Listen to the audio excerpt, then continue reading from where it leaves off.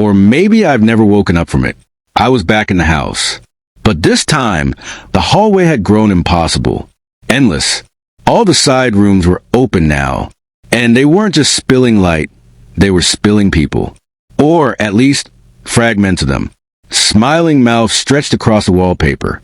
Hands folded neatly on tables with no bodies attached. A face pressed into the wall, like it had been wallpapered over.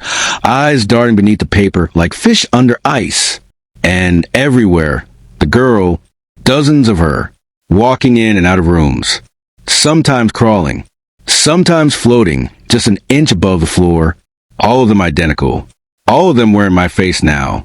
They whispered in perfect unison. It's time to meet what made us. I started moving again, pulled forward, not by my feet or any physical force, but by something deeper. Not gravity, not choice, something like narrative, like inevitability. I was always going to reach the end of the hallway. That was the only truth that ever mattered. The door was open now. Beyond it, a stairwell descended into something older than the house itself. Rough carved stone, walls slick with fungal growth curling like veins, and a dripping sound that echoed somewhere behind my teeth. I stepped onto the stairs. Each one bent slightly underfoot, like they didn't trust their own shape. At the bottom was the room. Circular. Wet. Alive. The walls pulsed like a throat, and in the center of the room was a figure. Enormous and folded on itself, stitched together from fragments of other rooms. I could see doors embedded in its body, windows set like bones, scraps of wallpaper clinging to its skin. A child's crib hung from its shoulder like a tumor. It had no eyes, but it saw me when it spoke.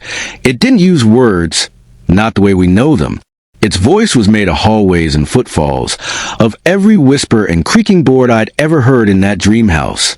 And still, I understood it perfectly. I was built from belief. You walked the rooms. You lit the lights. You remembered me. And now, I remember you. Its arms began to uncurl, dozens of them, maybe more. Each one reached into a memory I hadn't thought about in years. A childhood playroom. A cupboard I used to hide in.